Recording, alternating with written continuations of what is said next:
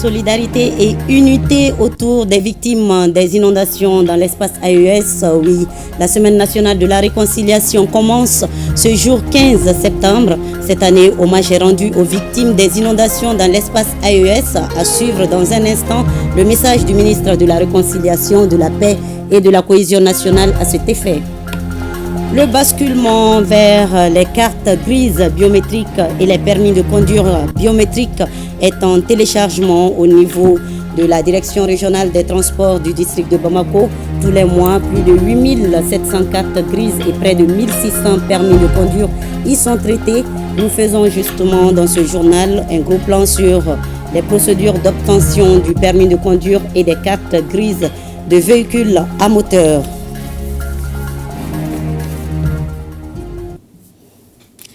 Dimanche 15 septembre. Madame, Monsieur, bonjour et soyez les bienvenus dans ce 13h. C'est la semaine nationale de la réconciliation à compter de ce dimanche 15 septembre jusqu'au 21. Une semaine pour mobiliser et sensibiliser les citoyens à relever les défis du vivre ensemble et de la réconciliation nationale. Et cette année, on a une pensée particulière pour les victimes des inondations dans l'espace AES. Je vous propose de suivre le message circonstanciel du ministre de la Réconciliation, de la Paix et de la Cohésion nationale, colonel-major Ismaël Ouagué, dans ce reportage de Mahamadou Fani. Le Mali célèbre demain la 3e édition de la Semaine nationale de la réconciliation, une semaine pour renforcer la paix et la cohésion sociale entre tous les Maliens. C'est avec une grande émotion et un sens profond du devoir que je m'adresse à vous à l'occasion de la célébration de la Semaine nationale de la réconciliation Sénat 2024, placée sous le thème Solidarité et unité nationale autour des victimes des inondations dans l'espace AES. Cette thématique, d'une actualité brûlante, nous rappelle l'importance de l'entraide, de l'unité et de la fraternité dans cette période difficile que traversent nos populations. Face à cette situation, le colonel-major Ismaël Ouagué dira que nous avons tous une responsabilité de répondre avec solidarité et compassion envers toutes les victimes des inondations. Notre peuple a toujours su faire preuve de résilience dans les périodes difficiles. Aujourd'hui, plus que jamais, nous devons unir nos forces pour soulager nos populations déjà éprouvées. La solidarité nationale peut se manifester à travers des gestes d'entraide, de générosité et de soutien mutuel. Elle trouve son expression la plus noble dans l'action collective et dans la volonté de ne laisser personne pour compte. Cette semaine nationale de réconciliation est une occasion de plus pour renforcer le tissu social. Je lance donc un appel pressant à toutes les institutions publiques, aux organisations nationales et internationales et à tous nos compatriotes pour une meilleure mobilisation autour des victimes des inondations dans l'espace AES. Le ministre a ensuite rappelé le contexte de la tenue de cette édition. Dans ce contexte difficile, rappelons-nous que la paix, la réconciliation et la cohésion nationale sont des réalités que nous devons incarner chaque jour pour des actions concrètes et des efforts de solidarité continus. Ensemble, relevons les défis auxquels nos pays sont confrontés. Ensemble, bâtissons une confédération AES plus unie, plus solidaire et plus forte. Il a enfin souhaité une bonne semaine nationale de la réconciliation à l'ensemble des Maliens. Les inondations qui ont causé ici au Mali des pertes en vie humaine et de nombreux dégâts en matériel d'un souvenir récent. Les sinistrés des inondations survenues à Missabougou, eux, viennent de bénéficier du soutien des organisations de la société civile à travers le ministère de la Promotion de la Femme, de l'Enfant et de la Famille. Pour eux, une enveloppe de 2 370 000 francs CFA, en plus d'autres matériels domestiques et des kits d'assainissement. Tchemoko Konati. Des organisations de la société civile au secours des sinistrés des inondations survenues en août dernier ici à Bamako. Une solidarité agissante pour atténuer tant soit peu les effets néfastes de cette catastrophe naturelle sur les bénéficiaires qui, en plus des pertes en vie humaine, a emporté de nombreux biens matériels. Le don est composé d'une somme de 2 370 000 francs CFA, de vêtements, de savons, de désinfectants et de matériel d'assainissement. Il y a déjà un comité interministériel qui statue sur la question avec des ramifications au niveau des régions. Et dans la même logique, le président de la transition, son Excellence, le colonel Assimi Goïta, a décidé de faire débloquer 4 milliards pour faire face à la situation. Nous ne sommes pas surpris de ce don. Ces autorités ont toujours montré leur attachement à notre cause en partageant nos préoccupations. Par ce geste, ces organisations de la société civile répondent à un appel lancé à mobilisation des fonds par le ministère de la Promotion de la Femme, de l'Enfant et de la Famille en faveur de l'environnement. Le concept qui s'intitule « Debout pour la salubrité, je m'engage » a été lancé le 7 septembre dernier. Une initiative qui se veut sensibilisatrice afin que les uns et les autres s'engagent davantage dans la lutte contre l'insalubrité. Je suis très satisfait de recevoir ces dons. Comme quoi, l'appel à mobilisation commence à produire les effets escomptés. La demande d'assistance étant élevée, les autorités exhortent d'autres citoyens de bonne volonté à se manifester en faveur des sinistrés d'inondations. Le ministre de la Jeunesse et des Sports, chargé de l'instruction civique et de la construction citoyenne, a présidé la cérémonie d'ouverture couplée des 2 sessions de formation des encadreurs sur la promotion de l'entrepreneuriat des jeunes et la sensibilisation sur les conduites additives. Ces 2 formations ont été initiées par la CONFEJES, Conférence des ministres de la francophonie. Elles se sont tenues du 9 au 13 septembre au Carrefour des jeunes de Bamako. Reportage Ibrahim Kaoukonate et Yaya Koni. Renforcer les capacités des cadres et agents des services du ministère en charge de la jeunesse et des sports sur les outils du programme de la promotion de l'entrepreneuriat des jeunes et sensibiliser les membres des associations et organisations œuvrant dans la lutte contre les stupéfiants sur les dangers liés à la drogue. Ce sont là les objectifs visés par cette session de formation. Moi-même étant un ancien consommateur, aujourd'hui j'ai depuis 17 ans au Burkina Faso initié une activité appelée Oskimotu, jeunes propres sans drogue. L'objectif, c'est de sensibiliser les jeunes sur les méfaits de la consommation de la drogue de toutes ses formes, que ce soit des comprimés, que ce soit la marijuana, la cocaïne, l'héroïne, crack, couche, tout ce qui est drogue. Et aujourd'hui, c'est sans savoir ou sans comprendre que c'est les jeunes qui sont en majorité les grands consommateurs et ça freine beaucoup leur développement. L'emploi des jeunes est un sujet de préoccupation majeure pour les pays membres de la CONFEJES, ainsi que la consommation des stupéfiants qui constitue un problème de santé publique. La problématique de l'emploi des jeunes est un sujet très complexe qui affecte la majeure partie des pays de la CONFEJES. Elle demeure donc une préoccupation fondamentale pour les États et gouvernements au regard du nombre de plus en plus croissant. On peut s'épanouir sans la drogue. On peut s'épanouir avec l'entrepreneuriat également. Donc c'est pour cela que les 2 thématiques aujourd'hui que nous sommes en train de voir et que vous êtes en train de suivre, je pense que ce sont 2 thématiques extrêmement importantes. On me disait à l'époque que l'entrepreneuriat n'était pas fait pour tout le monde. Effectivement, il y a des gens qui sont mieux dans les bureaux que dans l'entrepreneuriat. Mais il y a des choses qui s'apprennent. Il faut le comprendre. Mais tant que nous sommes dans le cadre de l'entrepreneuriat et que nous ne contextualisons pas cela, c'est très difficile que ça marche. Pendant 4 jours, les cadres et agents des services du département de la jeunesse et des sports seront dotés des outils du programme de promotion de l'entrepreneuriat des jeunes et sensibilisés sur la lutte contre la toxicomanie. Djibi Keïta est le tout nouveau secrétaire général du syndicat des travailleurs du rail, SITRAI. Il a été élu par les délégués à la faveur du 5e congrès statuaire et dirige désormais un bureau de 31 membres, dont 4 femmes. Aliou Abdoulaye Touri.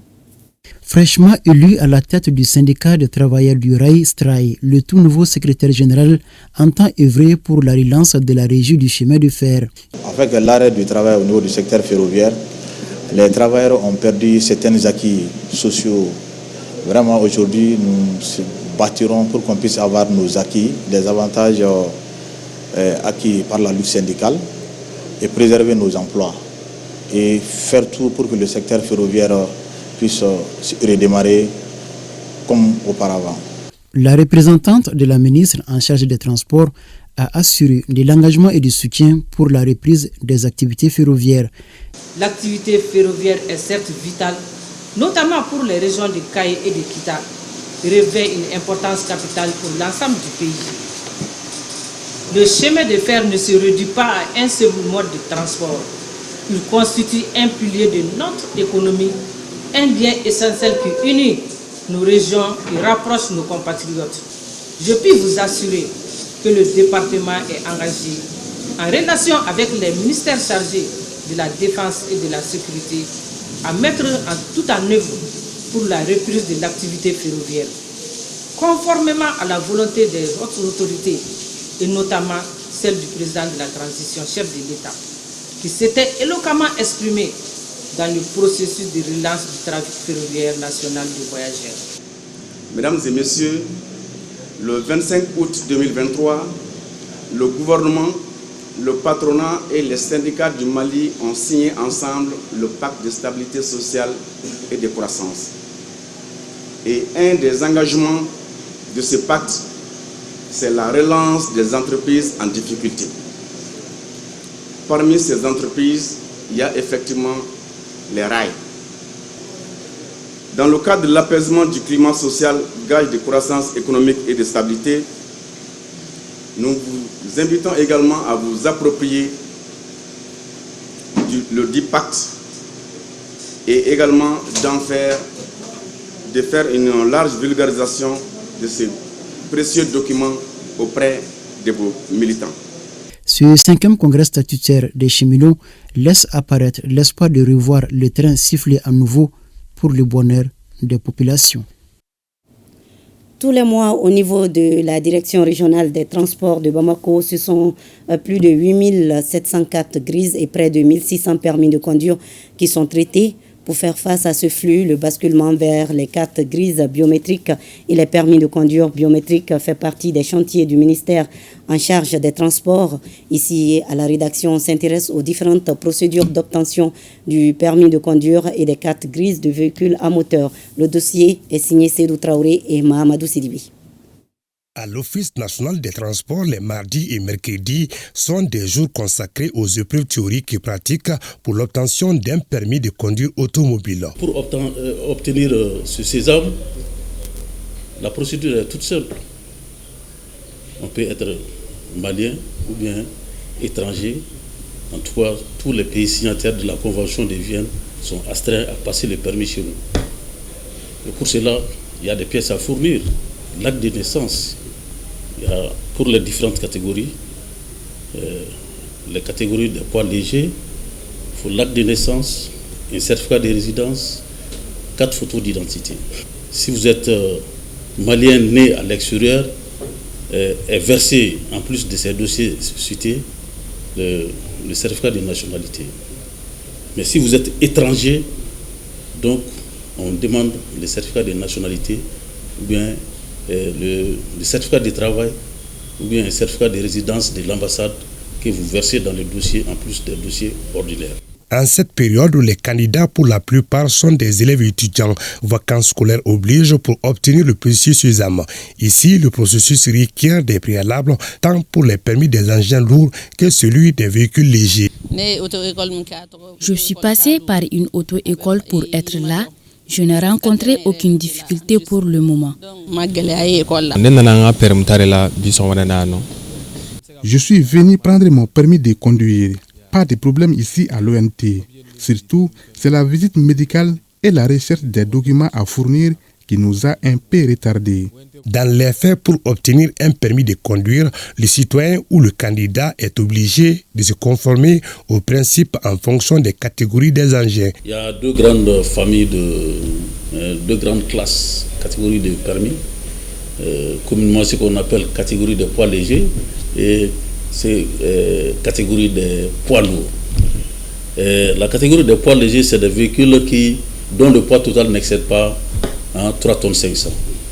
La catégorie des poids lourds, c'est des véhicules dont le poids total en charge excède 3 tonnes 500. pas de temps à perdre à la direction régionale des transports du district de Bamako. Seulement au deuxième trimestre de l'année en cours, 4731 permis de conduire ont été délivrés aux citoyens, toutes catégories d'immatriculation avec une spécificité pour les personnes à mobilité réduite. En fonction de l'handicap, la pratique se fait sur un véhicule aménagé conformément à l'handicap. C'est qu'une personne qui n'a pas d'invalidité, par exemple, qui n'a pas d'handicap, est obligée de passer l'examen théorique comme la personne qui a un handicap.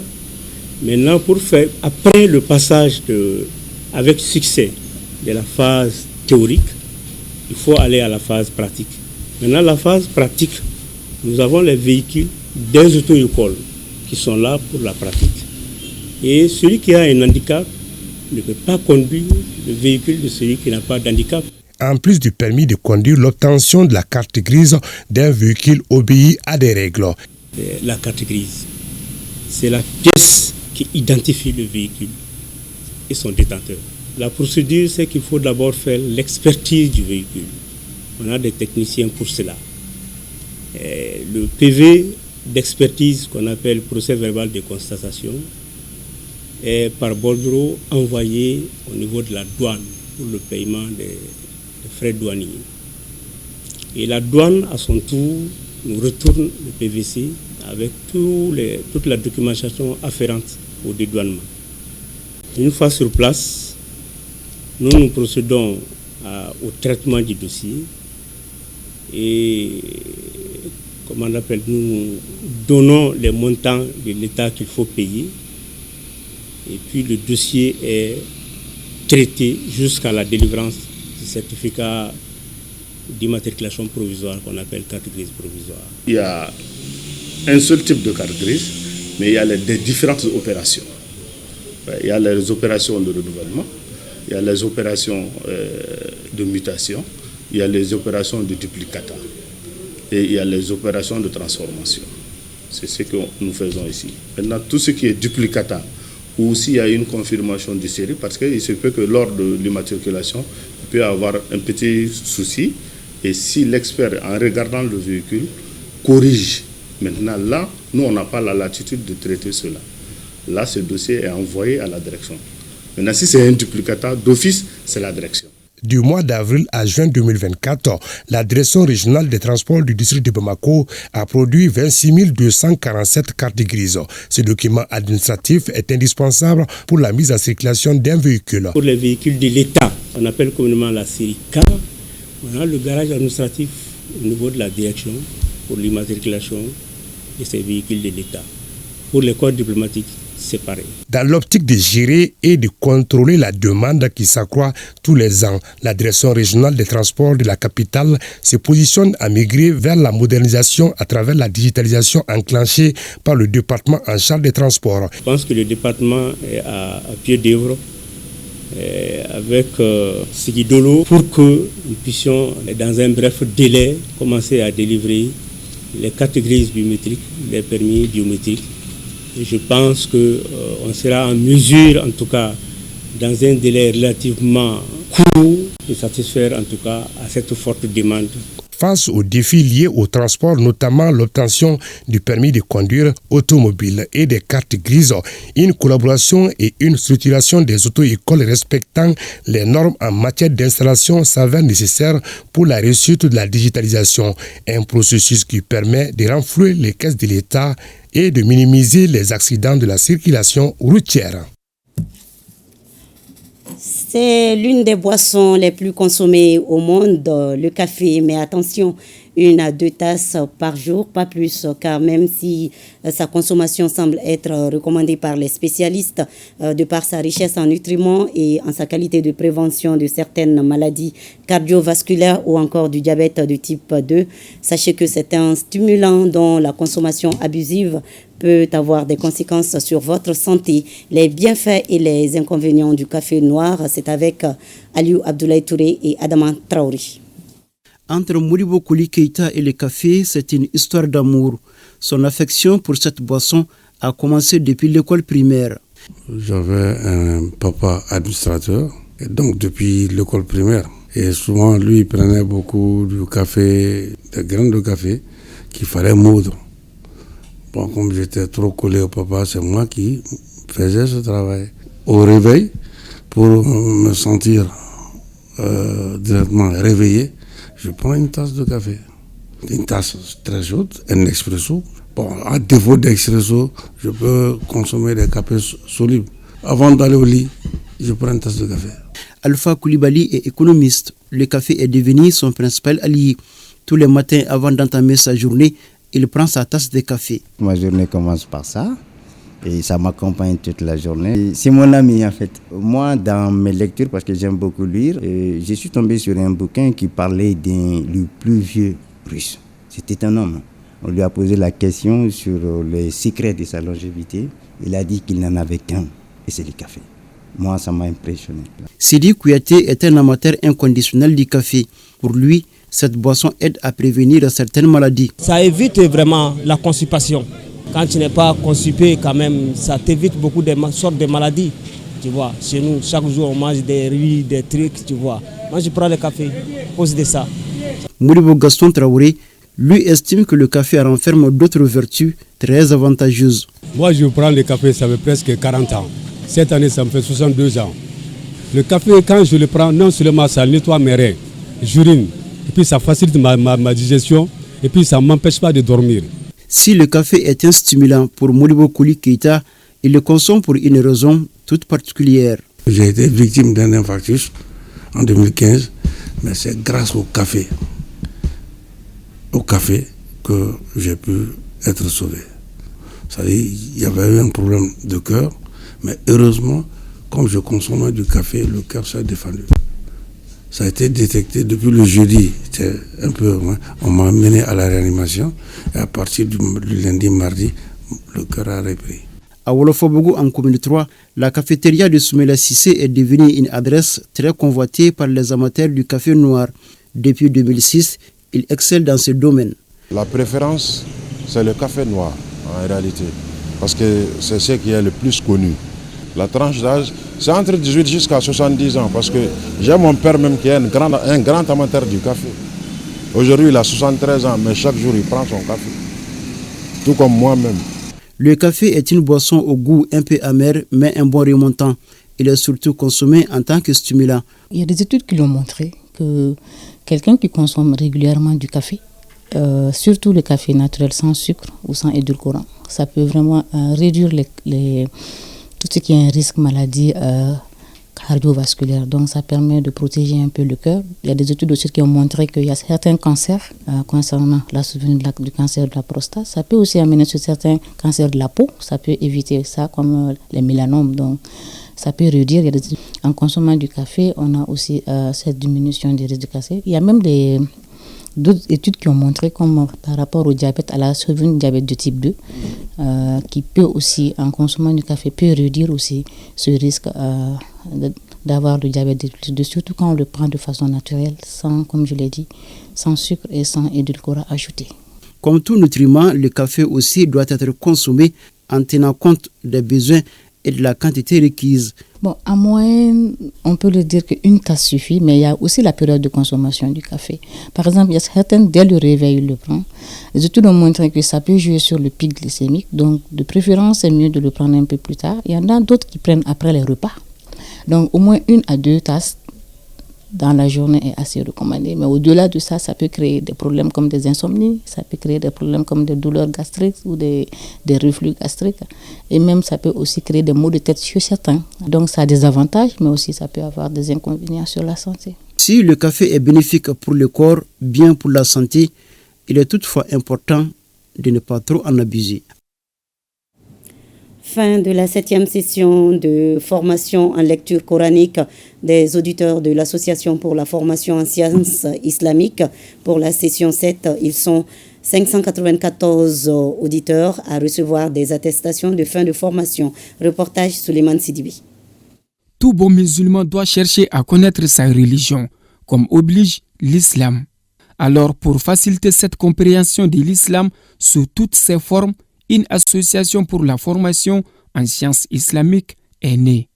Elle s'est fixée comme mission d'aider les musulmans à se perfectionner dans la lecture du Coran, des hadiths et à avoir une formation en islam. La session 7 vient de connaître son épilogue avec un lot de 598 auditeurs capables désormais de lire le Coran. C'est la fin de la 7e session. Et nous décernons des attestations à nos auditeurs qui ont atteint les niveaux 10 et les niveaux 17. Et les niveaux 10 et les niveaux 17, ce sont des modules de formation de 3 mois. Et chaque module, après chaque module, l'auditeur ou l'auditrice passe d'un niveau à un autre après avoir validé la session en cours. Nous avons eu la chance d'être guidés vers cette belle association qui a pour vocation l'apprentissage de la lecture du Coran aux musulmans, aux croyants. Même ceux qui n'ont pas eu la chance d'aller à l'école ont la possibilité, à ces secrets aujourd'hui, de faire apprendre à ces gens la lecture du Coran. L'initiative de l'AFSI est très appréciée par le ministre des tutelles. L'enseignement, et surtout l'enseignement religieux, est un enseignement de paix, est un enseignement de réconciliation, est un enseignement de solidarité. Car tout ce qui sort ici sort avec des bonnes images, sort ici avec des belles expressions de la chose coranique qui ne fait que construire le pays et qui ne le détruit pas. Créé pour rassembler les musulmans autour des idéaux de la Oumma islamique et singulièrement dans l'apprentissage du Coran, AFSI a déjà formé beaucoup de personnes. Au même moment, Sikasso, lecture du Saint-Coran, animation d'une conférence, collecte de fonds sont quelques temps forts du lancement des activités de la Fondation Ba Ali Sanogo, une fondation créée pour soutenir les personnes nécessiteuses avec l'objectif de poursuivre les actions du défunt imam de la grande mosquée de Sanogo, la feu Ba Ali Sanogo. Compte rendu, Yorubala Djabati et Daouda Konati. C'est la lecture de quelques versets du Saint-Coran qui a donné le ton au lancement des activités de la fondation caritative Imam Ba Ali Sanogo. Il s'agit pour les initiateurs de poursuivre à travers cette fondation les actions de bienfaisance de l'illustre disparu qui de son vivant a œuvré pour la cause des plus démunis. Ba Ali Sanogo, il était vraiment un homme pur. Bon, lui, il a fait son temps. Il aide les orphelins et puis il fait beaucoup de bienfaits. Donc on a vu qu'il est décédé. Bon, son élève, ils ont initié ça. Si cette fondation n'était pas créée, il fallait les créer. Parce que l'imam Ba Ali Sanogo a été un imam exemplaire à Sikasso. Il a été également, non seulement depuis très longtemps jusqu'à son décès, le président du Haut Conseil islamique de Sikasso. Il a beaucoup œuvré dans la cohésion sociale des populations de Sikasso. Ça veut dire que les autorités communales n'ont mélangé aucun effort pour pouvoir aider cette fondation. Au cours de ce lancement, l'assistance a procédé à une collecte de fonds de près de 2 millions de francs CFA pour soutenir la fondation. Le message que nous avons lancé à tous les Sikassois, c'est que cette fondation, c'est à eux. Et si elle est à eux, ça veut dire que nous devons tout faire pour pouvoir donner corps et âme à cette fondation afin qu'elle puisse réussir et faire les œuvres grandioses pour le bénéfice de toute la population de Sikasso ainsi que pour celle du Mali. Il faut rappeler que l'imam Ba Ali Sanogo, décédé en septembre 2017, fut président du Haut Conseil islamique de Sikasso durant 15 ans et le 13e imam de la grande mosquée de Sanogola. Et puis, nous, on est les champions et 8 sports afro-basket des moins de 18 ans. Les jeunes Maliens ont remporté les trophées hier après-midi à Pretoria, en Afrique du Sud, devant les Nigérianes et les Camerounais. Koji Sibi revient sur le parcours des filles.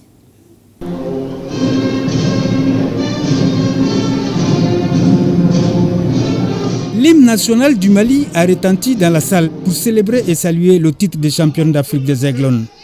Dans une finale face au Nigeria, les jeunes filles du Mali n'ont pas laissé la place au moindre doute. Elles dominent pratiquement tous les cartons pour l'emporter au final 76-56, soit 20 points d'écart.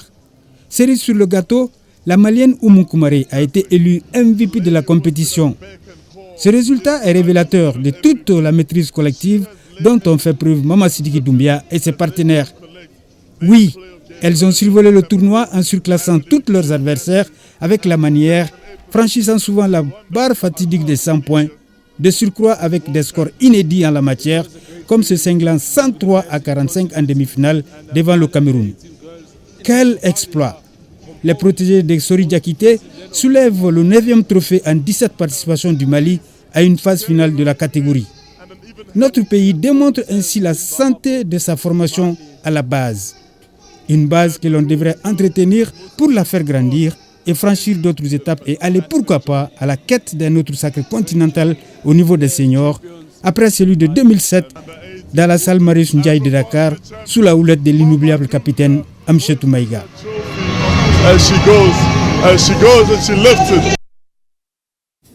Je rappelle que les garçons ont remporté le trophée de l'Afrobasket en battant les Camerounais 60-51.